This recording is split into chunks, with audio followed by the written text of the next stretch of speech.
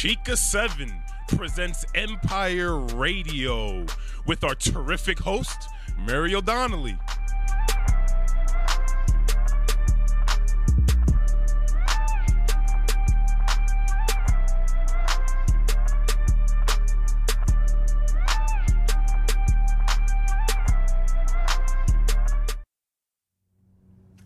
Hello and welcome to Straight Talk. I'm Muriel Donnelly and my guest today is Carol Davies. Carol is a life and success coach from Passion Motivator Coaching from London, Ontario, Canada. Please welcome Carol Davies. Welcome to the show, Carol. How are you today? I'm really good. It's really great to be here today, Muriel. I've really been looking forward to it. Well, you know what? It's crazy because I feel like I know you because we've done so many on-air shows together. So it's really nice when you get to actually put a face to the voice. So it's my pleasure today. Great. Now, I want to start off. You are a life and success coach. What is coaching? It's an interesting question to ask because I often introduced myself when I was first starting out as a coach. And I used to get people saying, oh, do you coach people in like their golf game or how to do get better at tennis or things like that? They were thinking of sports coach. So then I thought to myself, I'd better qualify that a little bit more. Essentially, though, the approach of coaching is for two people to come together. Someone who is a trained expert in helping another person, a client, to get the best out of themselves for something or to find out what they need to do to improve their life, their business, or whatever. And it's also being part of their team in a way, to be a support, not someone to tell them what to do, but sort of like a guide or a mentor. Often people need something to clarify how they want to go ahead in something. So coaching is a really good way to find out what it is you really want to focus on. So it involves helping people get focused, understanding themselves, their strengths, and where they want to go, and then helping them devise goals and a plan to get there. Wonderful. Now, why would someone need a life coach?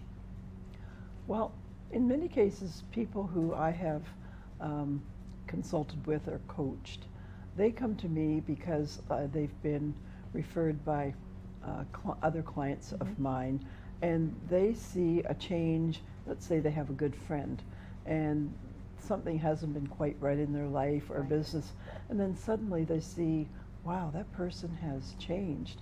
I wonder what happened. So they speak with them, or it could be they read an article about coaching. It's just suddenly they know they need to make a change, but they can't do it on their own. So it's really to have someone to work with as a support and a guide, and just that feeling of you're not alone, and you know that you're going to come out with a good result, personalized for you. I've done a lot of what we call one-on-one coaching, or I've done it in small groups too.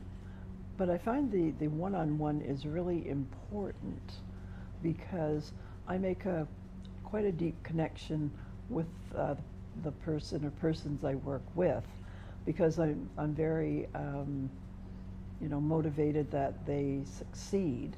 And in many cases, what they want to do, their measure of success, it can be in their personal life, it can be in their business or professional life, or maybe just, something they've always wanted to do in their life and make a big change, but they don't know what to do. So in a way, I act as like a beacon or a guide to help them on their way. But the client does most of the work themselves. I'm just there to help and support. Right. Now, do people, you mentioned earlier on that often friends will notice something, difference in this individual, etc. When do people know themselves? because I'm sure it's easier for people from the outside to see and easier, but when do people know themselves that, you know what, I need help, I need to go and find a coach? What kind of things are they going through? What kind of thoughts do they have? What happens in their lives for them to come and seek your help? A lot of times people will notice in themselves a feeling of stress or overwhelm because they get up in the morning and they almost don't want to get out of bed. They don't look forward to the day, what it's going to bring them. And the sense of joy and happiness in life, it's like a curtain has sort of been pulled across, like a gauze curtain, or just there's no enthusiasm. So something is off. And if a person has been used to being, playing full out and enjoying their life, and then suddenly it isn't that way anymore, then they start thinking something needs to change. Right. But I'm not really quite sure.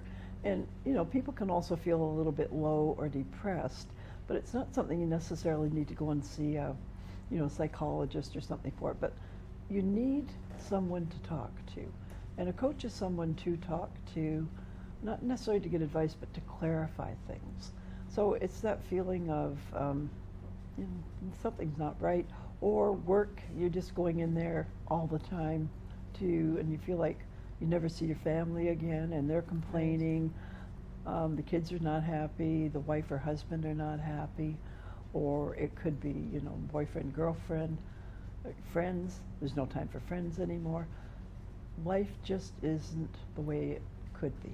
Right. Now, often I feel like, I've come across people who they think that they know what's wrong, etc., and they try to go ahead and make a change, but they don't always succeed. Do you think that when you're working with a life coach such as yourself, there's that accountability, there's that, you're accountable for someone else, does that ever come into it, whereby someone's more likely to succeed when they're working with a coach because there's someone there who is like, okay, well, you need to try and do X, Y, and Z by this time, etc. Does that make sense? It does, and the notion of accountability is quite a key factor, because a lot of us think, well, I can make that change, because we all like to go to the store or read things about self-improvement, or change this, change that, and there's a program that you'll follow. But you find sometimes that the changes you make don't seem to take, right, or you don't do the whole thing, and I'll get back to it tomorrow, and then life gets in the way, and then here we go. Right. And it's exactly what you said. The idea of being accountable to somebody means that you say you're going to do something in a certain period of time, and then you go back and then discuss and see, okay, I got all that done, or maybe I did even more, or maybe something didn't occur, and then you can have a conversation about, like, why not? Maybe it was, too big a thing to take on, or things, personal things come up, whatever, and then you make another plan. And it helps the person to also feel centered, because they know it's not just all on themselves. They've got someone to work with who's really interested that they succeed. And actually it can be quite fun. I mean, I have my own business coach as well. Right. And I've been working with her to implement a few things in my business. And a couple of times I became ill, and I didn't get whatever done, but she didn't lecture me or anything like that. It's not about that. It's to say, okay, now, what can we do to change, to get back on, it's to help people get back on track. Because you make a plan, for a week or two, things necessarily will not always occur quite that way. Or sometimes you're doing something and you get a breakthrough of, oh my goodness, if I do it this way or this way, I never knew, and a whole bunch of new ideas come out.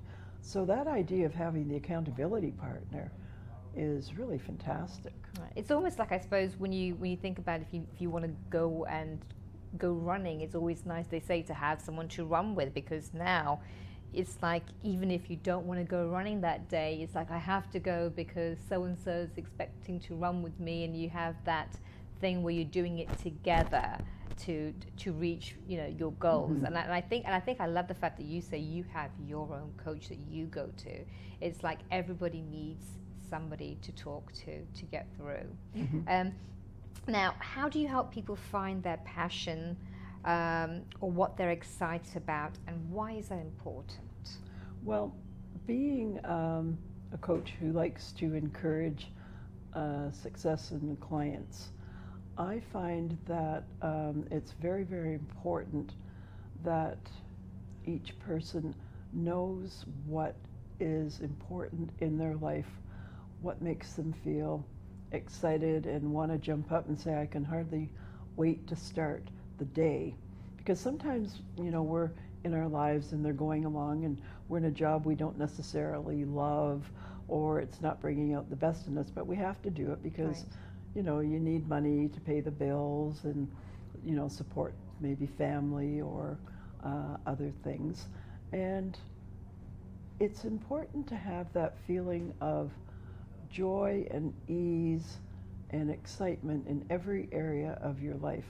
And I find that many of the people that come to me are almost like burnt out, Right. very, very low, very down, and they may not be really on the right track because they've never taken the time to think, what do I really want to get out of life? Mm-hmm. So I have a series of interview questions and different other things that I get people to consider and, you know, write things out and then send back to me, just to clarify with them, like, what would you really like to do? Like, one of my favorite questions is, if you had, just say, a month to live, Right.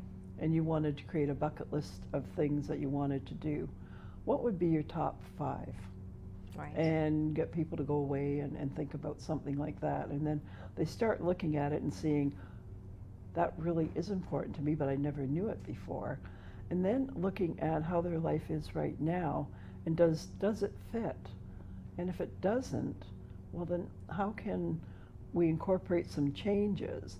It's not like telling people to quit their job, leave their families, and then, you know, go over, you know, to Europe for Right. whatever. Yeah. It's, what is something that you can do right now?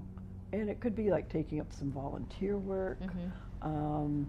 Maybe you like to read or write. You could join some local literary groups, all sorts of things, or take up a new sport. Say if you wanted, let's say one of your goals would be to get more fit, to Right. get more active.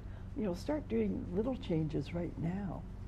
And you mentioned the word burnt out, and that is the thing I feel like I hear constantly, is that people get burnt out. They do so much to get ahead because, you know, they come out of college, and sometimes people set themselves goals, you know, and they try so hard to reach those goals, but in trying to achieve them, everything else falls, including their health deteriorates, and they just literally, as you say, burn out.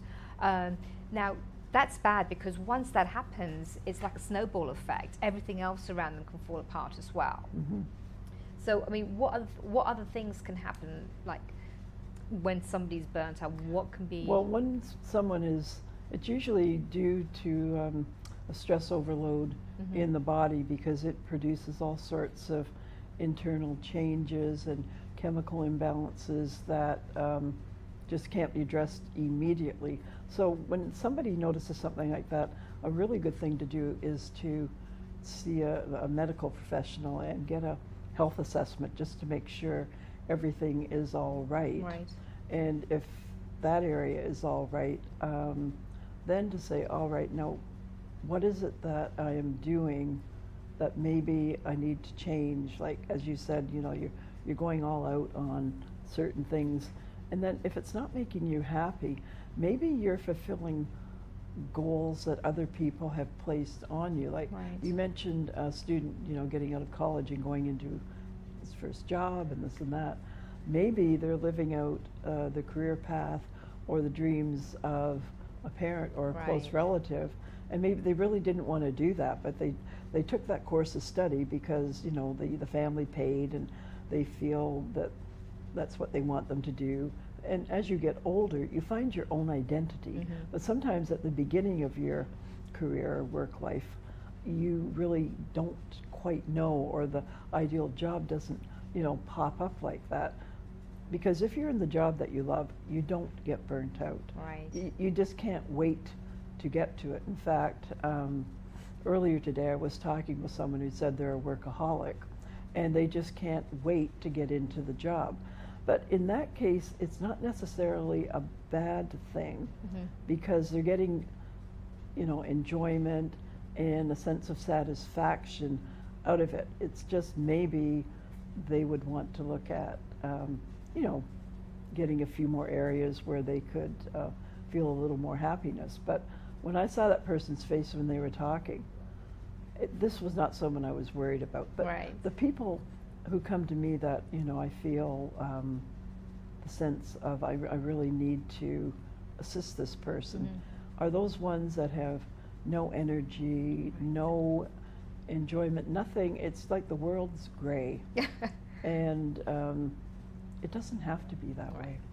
Because when I'm listening to that, I'm thinking of double physics every Thursday morning, which was like the one thing I still remember. I can physically still remember what it was like having double physics when I was like 15 years old and being like, oh God, I really don't feel well. It's psychological. But I mean, I was like, you know, I didn't feel well. I was like, oh God, I really didn't like it. I want to talk now. When people come to you, and basically what you do is you help them find their passion. How do you go about helping them to realize what their passion is?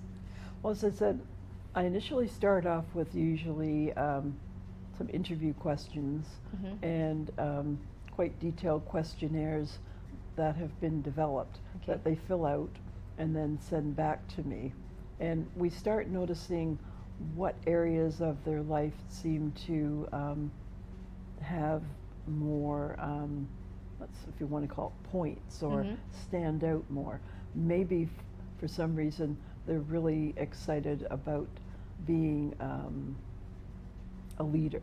Right. You know, they want to lead, and they're maybe in a job where they have to be, you know, following orders and this and that, or they want to be an innovator, and they want to take a thing where it's a job, you take something from the beginning and follow it through to the end.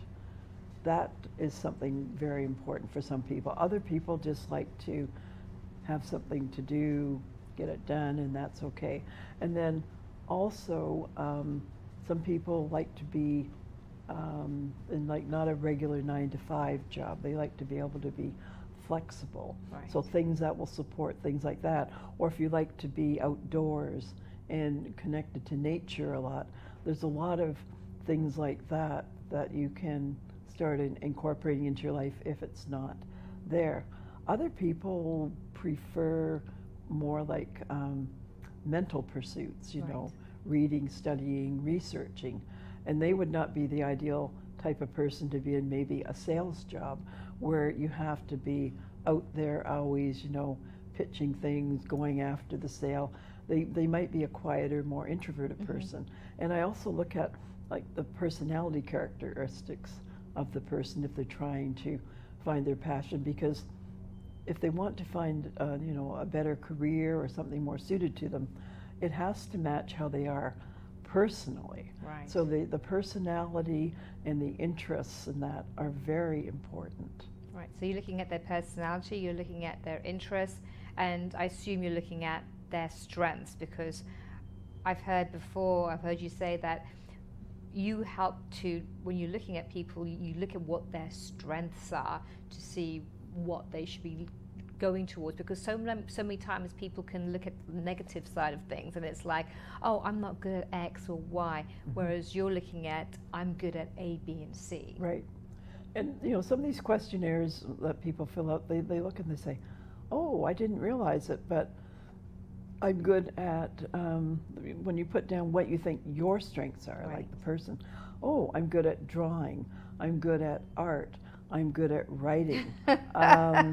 And you're in a job that is totally divorced from that. Right. And it's not to say that maybe you should make, a total career change, but you start thinking, well, maybe I need to be in the company I'm in, Right. aiming for something different. Or if you're someone who's a real individual and likes to be in charge of everything, you might think, well, maybe I should start my own company. Right. Because that's very important, just know what you can do. Absolutely. So we now know how you basically help them to find what their passion is and what's gets them excited. How do you help people translate their personal values into their career? Because that's important, because and I've heard you say this. We spend most of our time at work, between the traveling, the commuting time, and the time that you spend there, etc. We spend more time with our colleagues, etc., and at work than with our families. That's extremely true.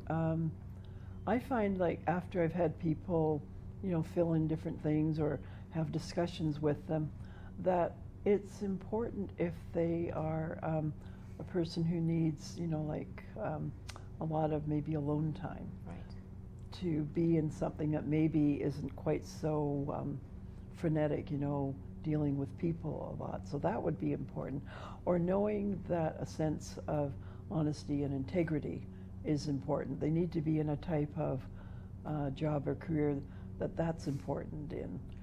And also, some people might find that for them, making a certain amount of money is important. Right. Because there is nothing wrong with, having a good salary, a good life. But what it is finding some way to do that you feel like you're also giving something back to the world, Mm-hmm. being of service in a way.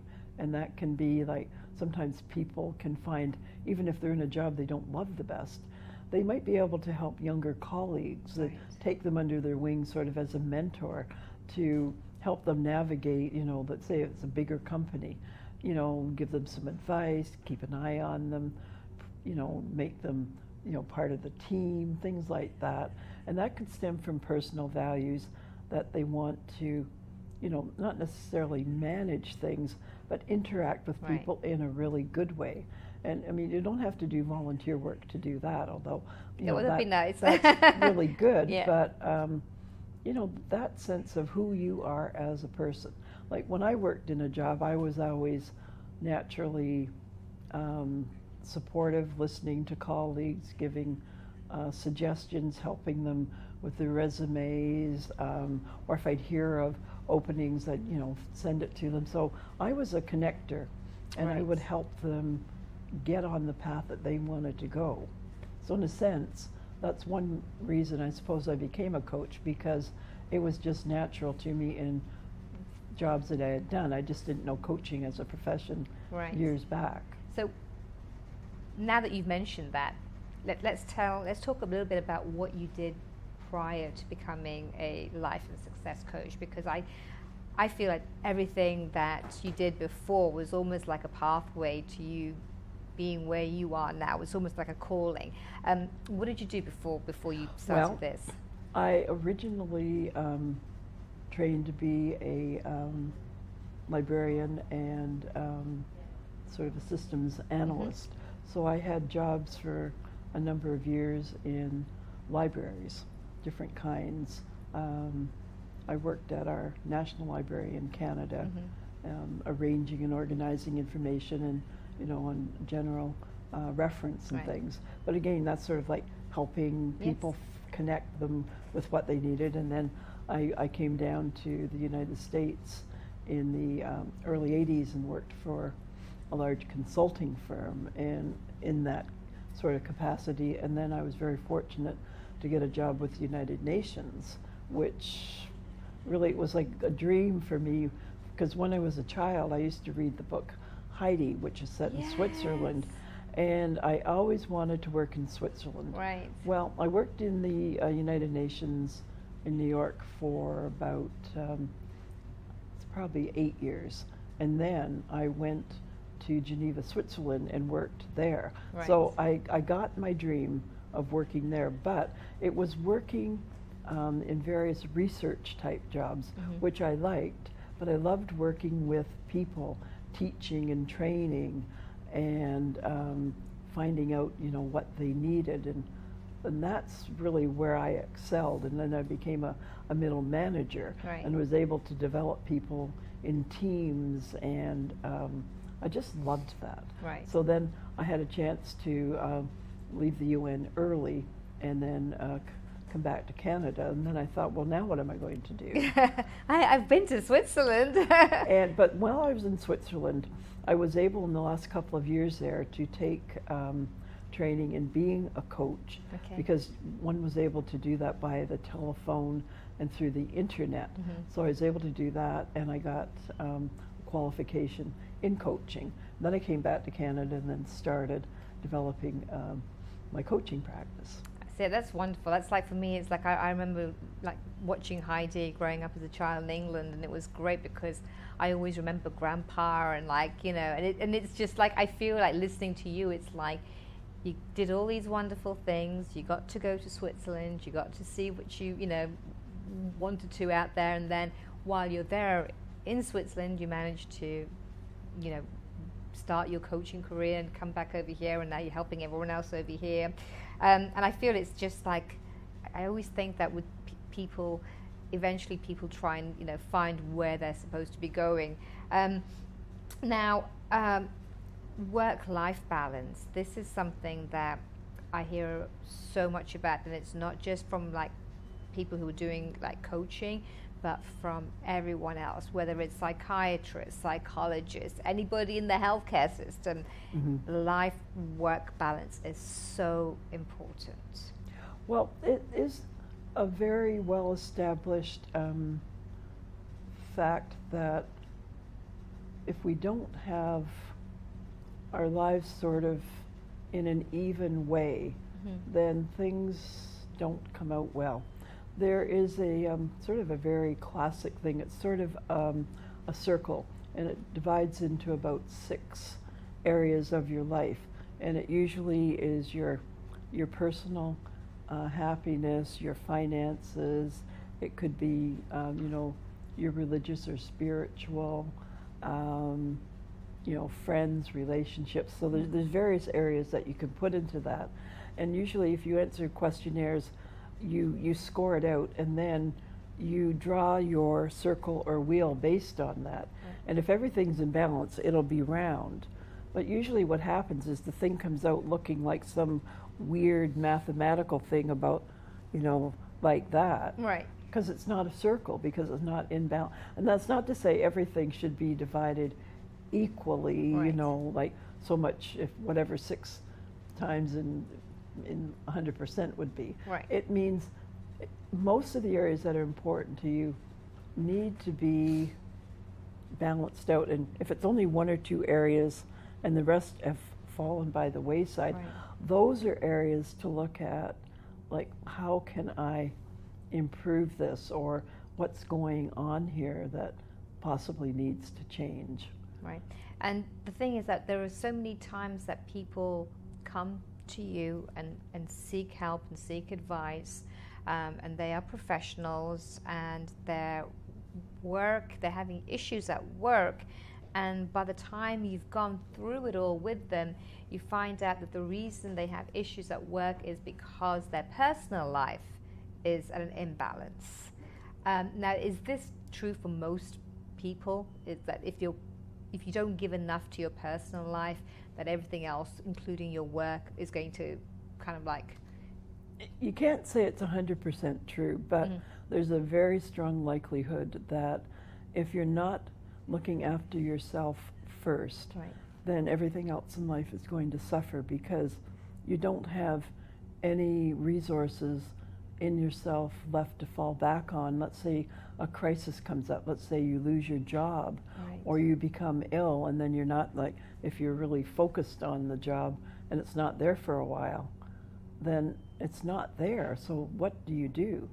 So rather than wait till you get to a crisis, it's a good idea to periodically look at how your life is going. And if you're putting too much emphasis in certain areas, say, maybe I'd better just take a look at making more time for myself, like good things to do, or taking time in the morning to do a little bit of meditation, Right. or make a plan for the day, how you want it to go. And another really good thing to do is to write what I call a gratitude journal, because in the morning or at the end of the day, just think maybe 3 or 4 things that happened in your day Right. that went well, and you feel glad that you were able to make a difference, or something great occurred and you're just happy, like you've got your health, you have your family, or you had a great experience at work, or you were able to help somebody. It's not winning the lottery or anything like that. Yeah. It's small things that you record, because then if you're feeling down some days, you can go back and flip over and you start thinking, and these are all successes that if you look, say, oh, I'm a success in this area, in this area. It may not be big, but over time, it will start changing how you think about yourself, because a lot of us think that we're not, that competent, Right. or we don't have a lot of self-esteem. And those are ways that building that self-esteem and confidence up can help. Yeah, And that will put you more in balance. and I love that, because I think to my little daughter who's in kindergarten, she's in first grade, she every Monday she comes back home and she brings back work, and they have to write about what they did, fun things that they did the weekend, and that's the same thing. I feel like and I think as adults sometimes we forget to write down things. We go all of a sudden, like as a teenager, I used to love writing things down, etc. I feel like I had the time, and it was like all my thoughts were just like, oh, I have to write everything down. But now it's like sometimes you don't take that time. But that's a very personal thing, isn't it? And that's just taking that time to write something down. You're giving yourself a moment. Yeah, it's also part of your life plan that you make sure that you do that every day, because Right. it's important for you. It helps keep you in balance. And if you can't take the time to do that maybe for 5 or 10 minutes in a day, then something's not quite right. Now, what types of individuals, what types of companies come and seek your help? Well, mostly it's individuals who tend to be,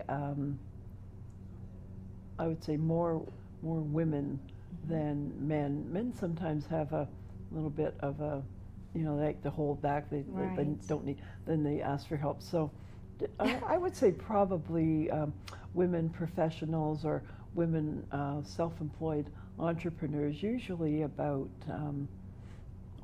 say late 30s up into their 50s, who just find that life isn't going the way they want. They want to make a change. They want to just have things go better, or if they're starting a company, sometimes I've been able to give people some assistance in that, because there's all sorts of different things you can put them in touch with, and just to help them. And they tend to be also people who have tried various types of jobs. Right. And they finally got to the point where they know they've done this type, and it's just not what they want. So now they're ready to make that change or transition, because they know, well, maybe I'm going to retire maybe when I'm in my 60s. Right. And I want the next 20, 25 years to really count. Do you ever find that you have like women who come to you because technology, and this is a crazy question, because technology has taken over so much that they find that they are now, they don't want to learn anything new because they're so good at what they've been doing, and they've been doing it so well for so many years, but now it's like technology's come in and taken over, so the majority of their work has to be on the, on something boring on the computer, and so now they like need to find something else. Mm-hmm. Do you ever have that? I've had several clients like that. It's not that they can't do the technology or they don't appreciate it, but They've maybe been too involved in things like that, and now they want to make more of a human connection. Right. So frequently I've had a lot of women who have had jobs want to transition into their own company.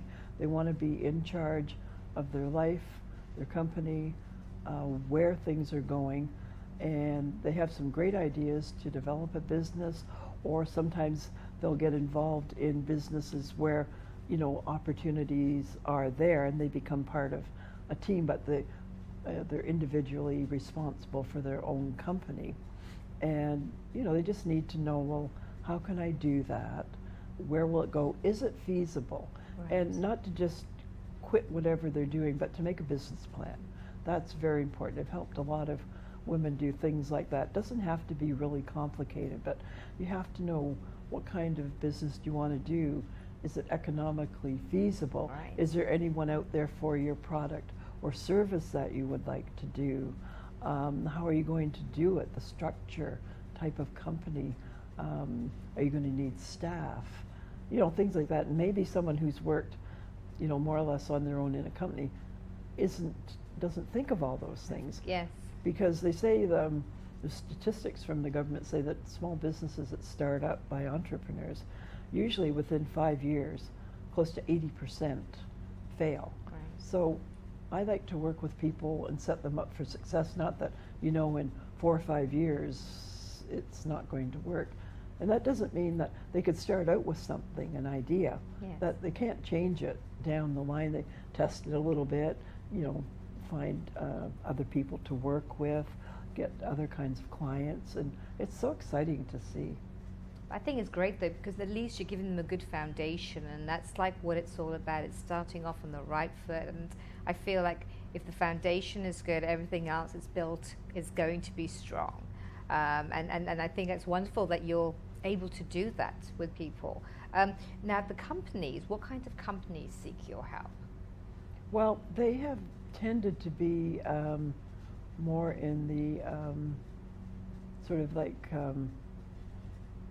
bookkeeping, very practical sort of things. A couple of other, you know, I don't want to get too specific because of confidentiality, but also ones involved in the environment, and also at one point I did quite a bit of work with someone in a company who was looking to make you know, changes with different kinds of products, and that was good. Okay. And do you ever have companies that request your services with their employees? Yes, I've had that, because frequently they will like to have in-house workshops. So I have actually done some things where we call them wellness workshops. Right. It's not to do necessarily with just health, because I have had some coaching qualifications in wellness coaching. So I have done that on occasion, where you get together and you have a group of people and a program designed to help them. You know, they look at areas of their life. How is their health, their nutrition, what are their stress levels like? Are they getting enough exercise? And so they can map out how are they doing, and then start making some changes, because a healthy and a balanced employee is more productive. Right. And this is starting to gain a lot of, you know, credibility in the workforce. Right. And do you find that the companies that hire you to put these workshops for their employees, do you find that they tend to be more successful because of the fact that they are actually having these workshops? Because I'm trying to put myself in a position whereby if I'm an employee and the company that I'm working for actually take the time, the effort, and the money to go and get someone such as yourself to put a workshop on for myself and my colleagues, I'm going to feel like, wow, somebody up there, you know, in the CEO or whoever level cares about me and my colleagues enough to do this for us. You know, I would get that feeling of feeling appreciated. So do you find that these companies tend to be more successful after they've had you go in there and help with the workshop? In most cases, yes, because they tend to be companies that are more forward-looking. Right. And yes, making a profit is very important, but you need to put that profit back into the company, and employees are a resource. Yes. And if they're not working at their best and developed, then it will not reflect well on the company. I know many years ago I worked for a large consulting firm here in New York, and one of my benefits way back then was a membership to a gym, and we were able to go whenever, and it had Right. programs for, you know, nutrition and you know, strengthening and all, you know, everything. And I felt that I was one of the luckiest people because I had that. That was a benefit. Right. And that stayed with me, I think, this whole time. So definitely companies that invest in their employees that way, and other things where they can help too is like offer programs to learn about stress reduction. Right. Or whatever. That's really important. You're starting to see more of those now. Right. Now, coaching in general, I find that there's much more coaches out there now than ever before.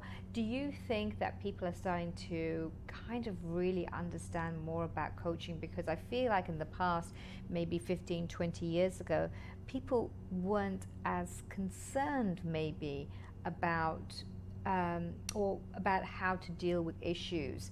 Do you think that now finally people are starting to realize, you know what, we all need help, we don't all have someone to go to? So do you find people are starting to understand the importance of having a life and success coach in their lives? It's becoming more known, but it's still, with some people, they think it's a great idea, but they don't necessarily see how they can fit into their life, you know, as an individual. But there are many, many companies out there now that are hiring coaches to be part of the company. Right. So they are there as a constant resource. So I think over time, this is going to become much more accepted and normal, because sometimes people think if they go to a coach, it's a special effort, it's something they have to do outside of whatever. But I believe now that people see the value Mm-hmm. of having someone sort of, it's almost like your own personal support and cheerleader, and it's a really nice feeling. Right, I agree, and I think that's, as you just said, cheerleader. I think that's what it is. I think so many people, it's very easy to think about all the negative things, and it's much harder to see the positive things that a person has within themselves. As you said, having you there to help them and like point out, hey, guess what? You know, you're good at X, Y, and Z. You're good at this, that, and the other. I think that is great, because that once you know that other people can see the positive in you and you actually have that, I'm sure as that itself must motivate people to, you know, set their targets reasonably and achieve them. And speaking of that, how important is it to set reasonable goals? Because I find that so many people, setting goals is great, but you need to be realistic, right? Yes, you really do, because normally if you can think of something you want to change in your life as a bit of a project, Mm-hmm. it needs to have clarification as to where is it going. It's sort of like a path and you follow an arrow, but you don't go from point A to point Z Right. in one bound. There's spots along the way, if you want to think like a road map or something. So, you know, from here to here, I need to do this. And once Right. I get there, I need to do this, this, and this. So they really need to be, the terminology they call it is sort of chunked down, Right. what you want to change into small action steps and in a logical fashion. So that they need to have an action behind them, which also has like a time frame on it. Like you don't want to say, okay, I want to, let's say, lose 5 pounds in a month. Right. And then a month goes by and you've put on 10 pounds. Ways to check that. Right. And, you say to yourself, you make an agreement, I'm going to do that by this time. And you agree with the coach. And then, you come back, let's say weekly or right. however often you're doing it, and check in on that. And if you do it and you say, okay, I did that and I succeeded. And further along, you've done this, this, and this. It's sort of like mini goals right. on, whatever this area is you want to improve. And it's amazing. You feel such a sense of accomplishment. I know I do. Right. And I've had some clients say, I never thought I could do that, but look at. And it's fabulous. They're so happy, and there's such a change. Right. That confidence is coming back. Wonderful. Now, the importance between a client and a life coach. Now, this is a biggie. How important is it, and how do you know if you're a good fit for each other? Well, I know when I first started out coaching, I felt like I should take anyone who asked for my services. And in a couple of cases, it was not a really good fit because we didn't make the progress we should. The client didn't commit to making all the different changes or that, oh, I'll get back to you and this and that. Right. So I finally realized that it's as important for me as a coach as for the client to have somebody who is important to them. We have to feel like we're on the same ground. Right. And having that sort of thing. So I always check with the coach, the client, and say, okay, this is how I like to proceed. This is my philosophy. How do you feel about that? And if you don't feel about it 100%, I have other people I can refer you to because I want you to feel committed and happy to this. And the same thing for me. I've had a couple of people call me up or been referred to me that I just feel my stomach drops. Right. There's that like, oh. And it isn't anything personal, but it could be the issues they're facing, or I'm maybe not quite the right person for them because I don't maybe have that sort of background or training. Right. And then I try to have a discussion with them and say, I don't feel I'm quite right, to bring out the best with you, and I would like to give you, the names of these other people who right. I know are wonderful people, and give them that. And I don't now take anyone as a client who I don't feel I can make a difference to or help them succeed. It's very rare, but you have to have that honesty and integrity right. on both sides. And a couple of times I've worked with someone I thought, well, I was doing okay, but they weren't getting out of it what they wanted, and they said so. So that's fine. Right. You can't take it personally. I can't. Yeah, it feels bad, but I'd rather see the person in a happier life. That is so much more important. Absolutely. Now, I want to talk a little bit. You're an author, so let's talk about your books, and let's talk about how you got started. Sure. Talk about how do you get started into this, because it's very different from being a life coach. It was about 4 years ago.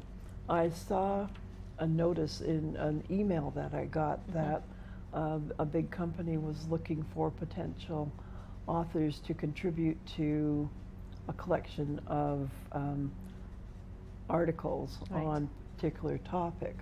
And I didn't bring that one today, but I sent my details in, my proposal for an article or a chapter, right. and I was accepted. I went, oh. So then I had a guideline of what to write, and then they phoned me up and interviewed me, and together we wrote it. And from there, it was published. And since then, I've done about 4 or 5 other collections of articles, in different books. So it's sort of what you call a contributing author, but right. you just feel so much a part of that Wonderful. Now, what kind of articles are we talking about here? What kind of articles did you write about? I brought 2 examples today, if I can show you. Absolutely. One is called Cancer, From Tears to Triumph. Okay. And my article or chapter in this one was called Finding Your Passion, because with this, cancer is a very life-threatening disease. And the thing is with this, it doesn't mean that it's a death sentence. Right. There are so many wonderful cures now, and cancer actually can be a catalyst for people to change, because they find out suddenly life might be pretty short. Right. And there may be a cure, there may not. Or they want to live their life, their last months, whatever, in a certain way. So that is a way for them to suddenly see what is important in my life and what do I really want to leave as a legacy or be known for. And that's what I wrote mine about, various ways.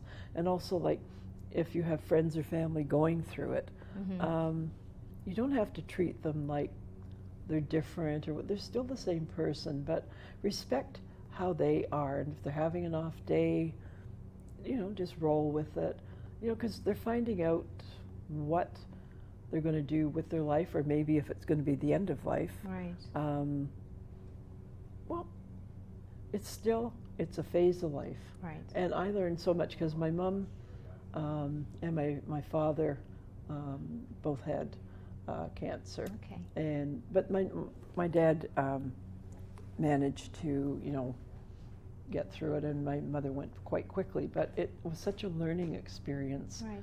seeing them, and it just changed me a bit as a person, and I was able to write about that Right. in that book. Now, when you say write about it in that book there, did you actually give examples of your own experience, of your own thoughts and Yes, feelings? I did. Yes, that's why it was important to me. Right. And then another one that I did, it was called Voyage to Your Vision. This was about talking about your personal and professional journey to success. And there's a lot of very well-known people that contributed to this. There were coaches and other experts in that. And mine was talking about how to take the vision for your life and put that into practical reality. So it's almost like a vision map or a road map. And that helped me because I talked about my own journey as well. It is a journey. Right. And what you consider you want to do, and you put all your efforts and mental imagery behind, you could make things happen that you never thought were possible.